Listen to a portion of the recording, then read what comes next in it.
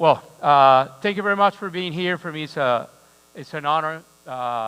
Second year in a row at SoccerX, and for me, it's a privilege to get to talk to Rafaela, who is one of the most powerful people in the football industry, or soccer, if you want to call it that way. So I want to begin with you, Rafaela, talking a little bit about the role. Is your mic on? Let's see. Hi. Yeah. Well, Do you hear me? we hear you Very, very low, very so we're slow. Yeah. gonna work on Yeah. that. So Rafaela is a football agent, is a football person, and she manages some of the top players in the world. But I want this to be a very candid conversation about the role of the agents in the world of football. And of course, you being a football person, where do you see football going in the future? But I wanted to get you the chance to introduce yourself a little bit to the people here. Well, first of all, thank you. Thank you for your words. Hi, everybody. Thank you for being here. I hope I don't bore you too much with my story. I am a woman in football. We call it football. I hope we all know we're talking about soccer. And I'm Brazilian. I live in Europe. I've been doing this for 30 years, which means I was like 1 year old when I started. And, and I'm also a lawyer. So I'm a mix of a bunch of stuff. I am an immigrant because I'm a Brazilian living in Europe, which makes me an outsider when I'm there. I'm also an outsider when I'm in Brazil because I live too long in Europe. So life is what it is. I love what I do. I put a lot of passion in it. There's lots of downsides. There's also upsides. But above all, what is very, very interesting is to see the changes.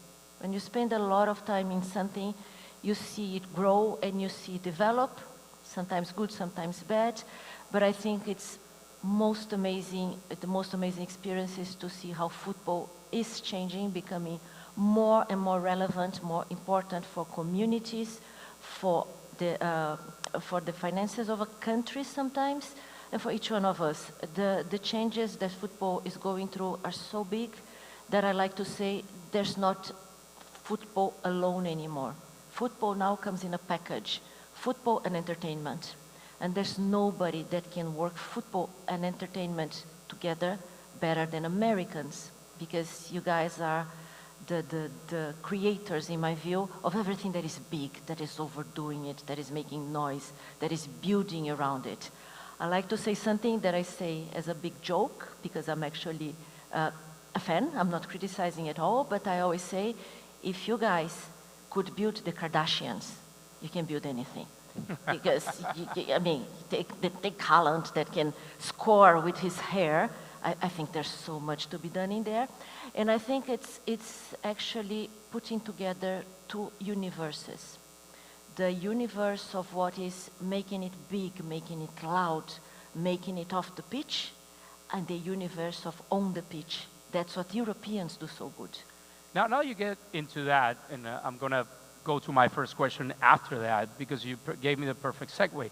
So how do you see football, and because you've been in this for the last 30 years, how do you see the growth of football, of soccer in the US, and particularly the growth of the domestic league, Major League Soccer? I tell you what is challenging. What is challenging in my view in the US is that competitions in the US are very much about the show. So we go watch the NBA, we're happy to see a beautiful game. We're happy to see and eat the hot dog and bring the kids and everything. But at the end of the year, I don't think the Lakers supporters will put fire at the house of the president because they lost the league. You think there's a lack of passion? No, I think it's a different culture. I think it's completely different, and competition matters as much as the final result. It is important to win, to be on the top, but there is a balance between being on the top and also delivering a very beautiful show. And what I think is challenging is that European football is very, very much about results. It doesn't matter if it's a horrible game and it's 1-0, it's good enough, we won, go home. Next week we see each other again.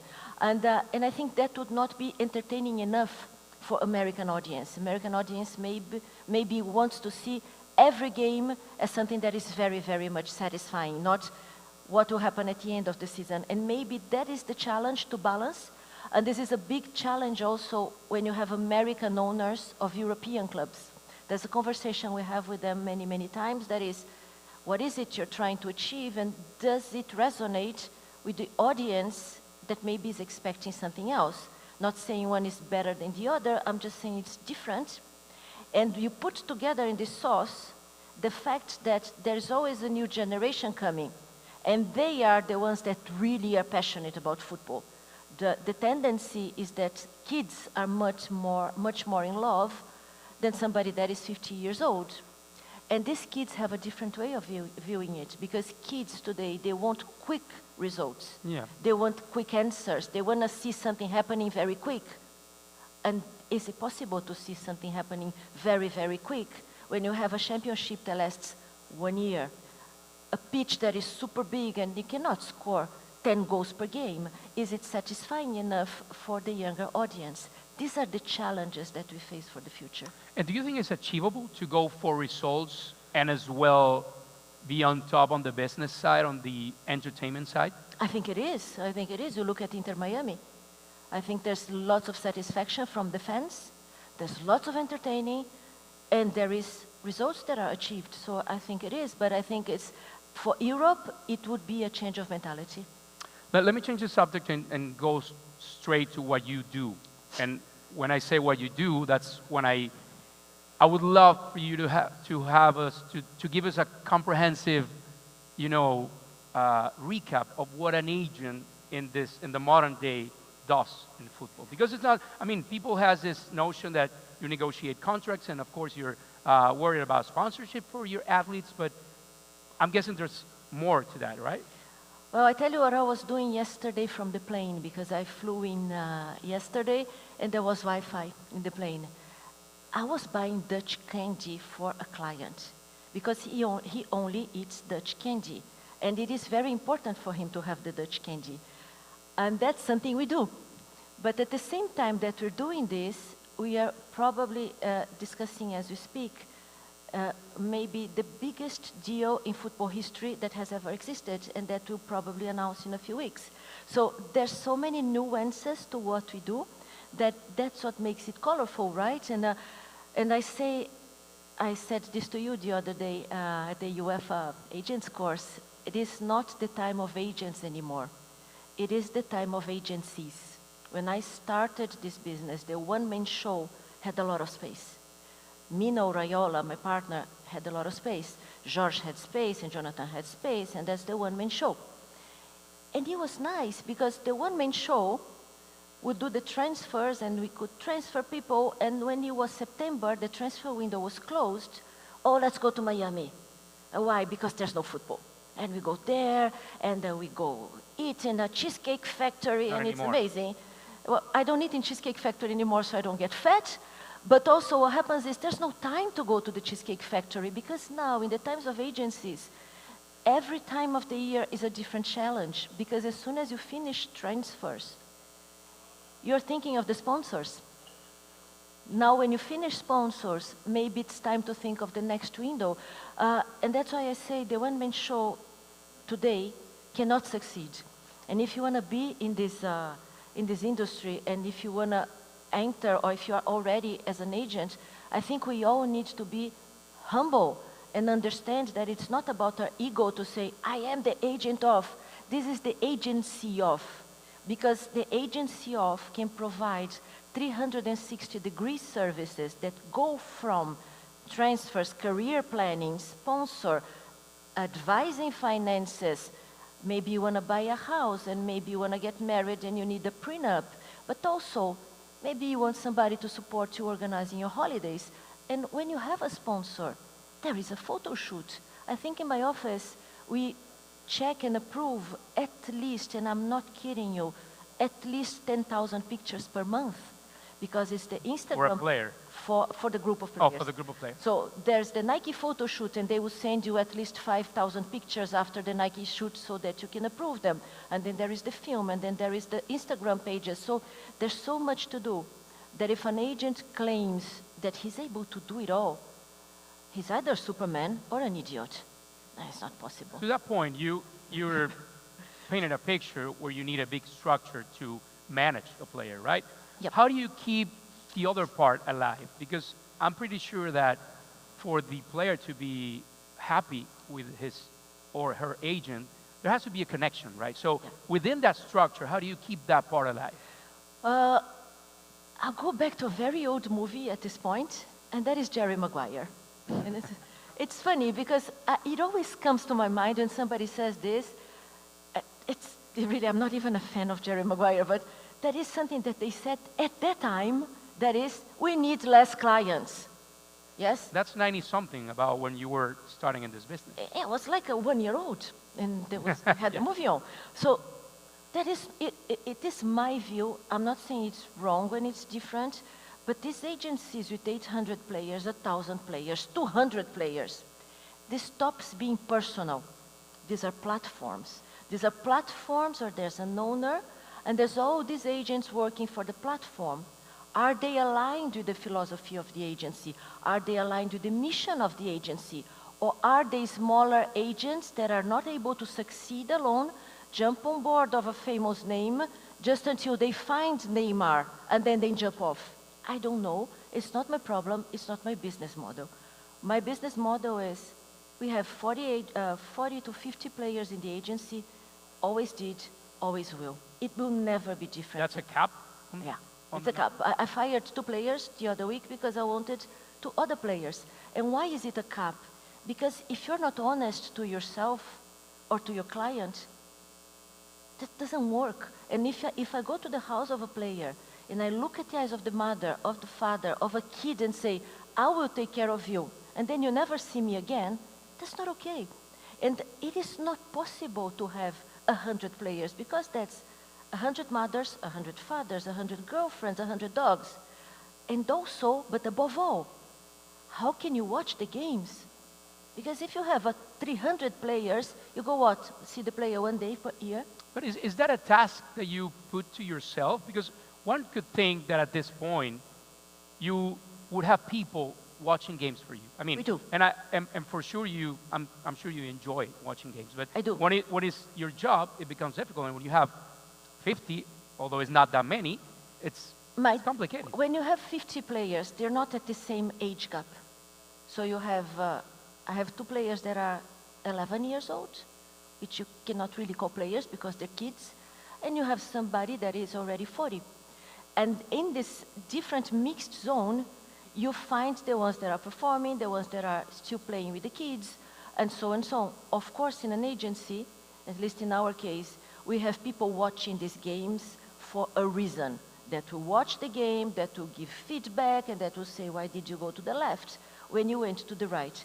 When I go to the game, I am just a supporter. I am just watching and yelling at the referee because my player is always right. But I go there for the emotion of it. And I know that going there for the emotion of it means a lot as well, because I hear from the players, why you don't come to my game? And I go like, why should I go to your game? I'm not your trainer. I'm not your technical director from the company. I'm not a physio. Why do you want me there? But you could see the game, no? Of course, and that's the nice part of it. And if you don't have passion for it, and if you don't feel like doing it, that's the wrong job for you. I've heard many stories that you told about your experiences and also being a woman in this business and how it was challenging, at least at first, right? But now I'm just wondering, what's the worst fire that you had to put out in your career? Like an emergency from a player or really a situation that you thought, this couldn't have crossed my mind before? I'm not sure I can tell you this. Well, I have a player that tells me that every problem he comes up with gets worse. And one day we woke up to something that was, I cannot tell you this. I've seen come it all. on, you already started. I've seen it all. I'll just say that, that this player said, in this day the player said, Rafa, this was golden ball. I said, yes, that was golden ball. And there was something horrible. Well, we see it all. I think the nice part is that we don't tell people what we see when it's horrible. But I have to say, there's everything. There's cases where you're sleeping and somebody calls you, and it really happened. Half of my house was robbed. Okay, but I'm very sorry. Yes. Did you hear he was robbed? Yes. Did you call the police? No, I called you. Okay, I'm in another country. What can I do for you, you know? So it's nice, it's endearing, and of course it's always an honor when somebody comes to you before going to somebody else, and we've seen it all, and I think what matters is that when we see it all, we learn also maybe to anticipate and say, listen, there is a trap 2 steps ahead. You're gonna fall. Do you wanna fall? Because you will fall. I'll help pick you up, but maybe when you get up, you're broken. And still nobody listens because everybody needs to learn by their own mistakes. So that's... I need to ask you of one of your highest profile clients, Erling Haaland, because uh, I'm wondering if you envision, we all saw his talent from before he was joining even Borussia Dortmund or even Salzburg. But did you envision him growing that quickly into Premier League, being that one of the toughest leagues in the world? We're talking about 74, 75 goals in 77 games. I know playing for a good team, that helps, but did you envision that quick of an adaptation But for him? if I tell you that when we talk between ourselves, we are frustrated that we think it was too little because we expected more. In terms of what? In more goals, in more everything, because that's how we are. We should always want more, and if you let the player stop, it gets too easy. It gets too comfortable. Yeah, I'm here now. It's not enough to be there. Now, please be the top scorer. Now, please, can you get the stupid golden ball? And so on, because that keeps everything alive. And that's about the dream, the passion, because people don't believe me when I say this, but I don't think that super players chase money. I never met a super performing player that goes after money. Money comes, but they go after the trophy, they go after the super awards. I remember when France won the World Cup, I had 4 players on the pitch, and we went to this party of the families, and one of the wives of a player was with me, and they were arriving with the cup and everything, and you can imagine the level of enthusiasm. But she was not a football person, and she was just starting with him. So she looks at me and she says, why is it so much? I mean, is this the bigger awards? And I just tell this story to say that if you're not really into it and inside this bubble we live in, that trophy means nothing. Because honestly, for me, the trophy of the NFL, with all respect, doesn't mean anything. Yeah, but it's the journey that got you it's there. the journey. So when you're invested in it, it's amazing. And I think when you chase that and you keep the dream alive, that's when you keep a player performing. And to go back to Erling, what I think people missed was COVID years. The thing is, because Erling came from a small club to Dortmund, and in Dortmund, right, he was there like, I don't know, 6 months, and it was COVID. Stadiums were closed, there was not so much communication, and everybody was so focused on their own problems, of course, that what was happening in Germany, Erling Haaland scoring goals, had no impact. And out of a sudden, COVID finishes, and a bit after, he goes to the Premier League. So I think there is a missing gap in reading Erling Haaland. That is his Dortmund years. And then out of a sudden, life was back, Premier League was there, and Erling was there.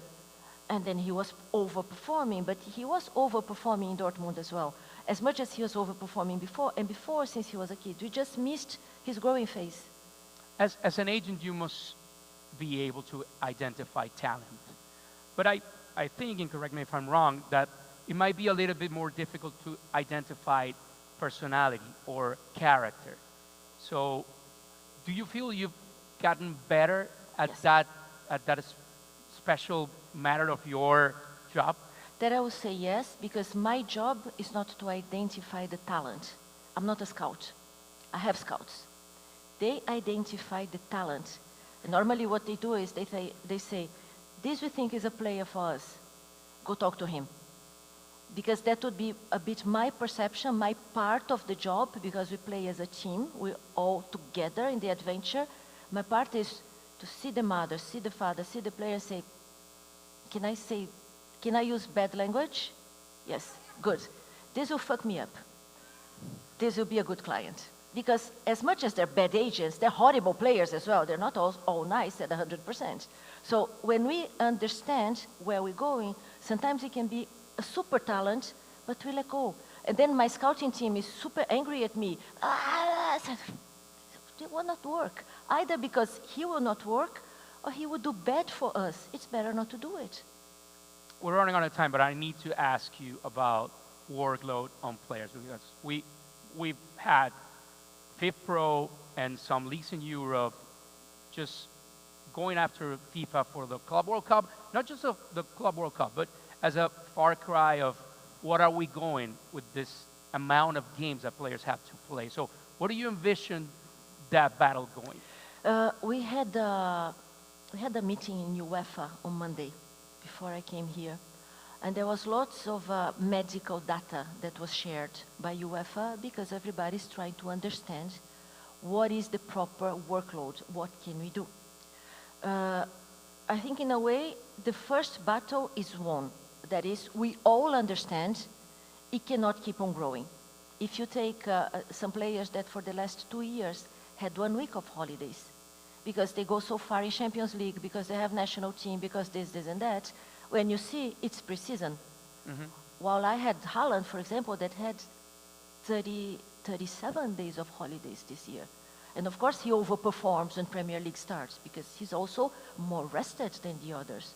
So the workload, I think, has achieved its peak and everybody agrees to that, which is very good. Now the next step is what do we do about it? And there's many theories what to do about it, but I tell you what I think. I think you cannot stop the ambition or the will or even the greed of having more and more competitions. Because today, due to access to technology, due to access and let's say costs of transportation going lower, it is much easier to organize a competition. I can understand when the World Cup was created, it had to be every 4 years because it would take 4 years to organize it. Oh my God, it's now in Brazil. How do we get there? Are there hotels in Amazonia? Go on Google, are there hotels in Amazonia? So if we get together today and say, let's organize the Soccer X tournament, it's happening in 6 months. We don't need 4 years to organize anything anymore. That's why FIFA has free time and they want to create other things. That's why UEFA has so many ambitions of other competitions, and so on and so on. There's competitions being born every day.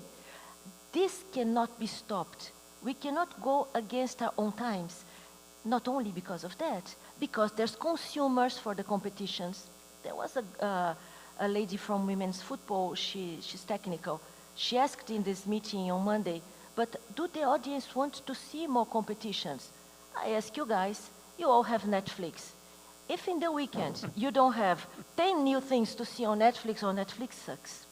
That's only 3 new movies. But when I was a kid, it was good enough to have the summer release of Hollywood movies. It's summer, the movies are coming. So it's different now. There's possibility and there are people to watch content. So what do football people want to do? Provide content. And there comes the story of the player. How do we play these players so long and so much? My opinion, I think the tendency will be clubs will have more players. If you have more players, you can spread them through the competitions. I think it's more realistic to think there will be more players than to think we're going to stop people from creating competitions. They have more players, I'm happier because I make more money. So they have more players, but then of course, you go see Liverpool, everybody wants to see Salah, right? So what you do? Because you buy the rights for this competition because of Salah, but so do you. When these clubs come to the US in the summer to play this fantasy tournament, everybody's angry if Salah doesn't play. So how do I do it with Salah, for example? I play him less. I play him less minutes. I play him in here, in here, in here, but instead of 90 minutes, I play him less. And then come the player, but I want to play the whole game. Yeah, but then don't complain. So that's also, it's a bit of a compromise, right? But if the player says, I understand I cannot play it all because they're too much, then maybe we'll find a new balance. Rafaela. Interesting. Thank you very Yeah. much. It's been a lovely Thank you. conversation. Thank you. Thank you. Rafaela Thank you, guys. Pimenta. Thank you.